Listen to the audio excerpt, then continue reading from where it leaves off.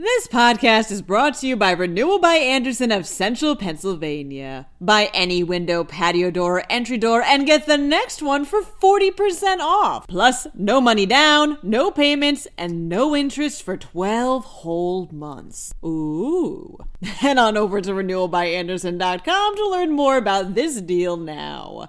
A former hospital official embezzled money from the institution's charity account. Meanwhile, Roku's been hacked. The 4-day school week is now legal in Pennsylvania. And here are the top McDonald's items in the state. I'm Claudia Dimuro, and you're listening to Today in PA.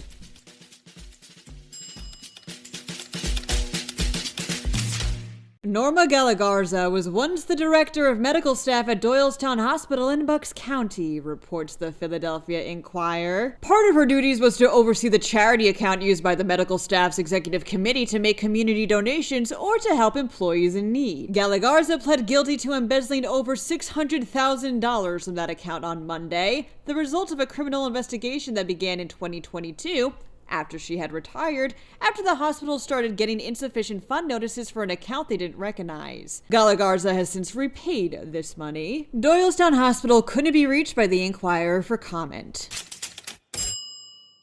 Roku was hacked last month, reports Lehigh Valley Live. At first, this data breach was something Roku said was small, affecting only about 15,000 people. Turns out, after concluding an investigation, Roku found another breach that affected about 600,000 users. The hackers did what's known as quote-unquote credential stuffing, cracking usernames and passwords and then applying them across different services, as people tend to use the same ones for a lot of different accounts. However, the company confirmed via statement that these hackers didn't get access to any sensitive information, like full credit card numbers. Roku also reset passwords for all affected accounts and notified users. If you're a Roku user yourself, it's recommended you enable a 2-step authentication process, just in case.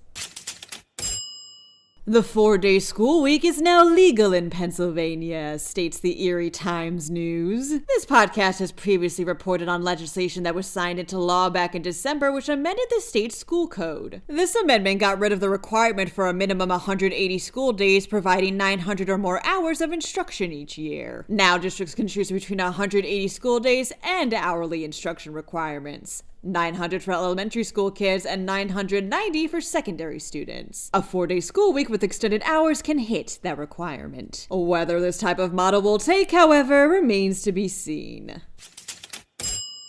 McDonald's is a fast food staple that, to this day, is still remembered by 90s kids everywhere for how great their Happy Meals toys used to be, says PennLive. Nostalgia aside, Penn Steaks was curious to see which Mickey D items, many of them classics in their own right, were Pennsylvania's go-tos. In a tie for 4th place were the Happy Meal and a good old-fashioned burger. Next and 3rd sat Chicken McNuggets, yum, and then McDonald's French fries took 2nd. In 1st was the classic of the McDonald's classics, the Big Mac. Do Happy Meals still have great toys? Let me know. Today in PA at PennLive.com.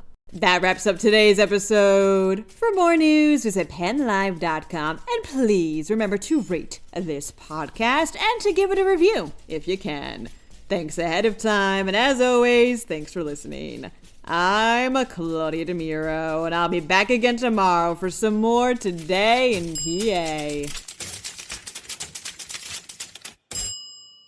This podcast is brought to you by Renewal by Andersen of Central Pennsylvania. Buy any window, patio door, or entry door and get the next one for 40% off. Plus, no money down, no payments, and no interest for 12 whole months. Ooh. Head on over to renewalbyandersen.com to learn more about this deal now.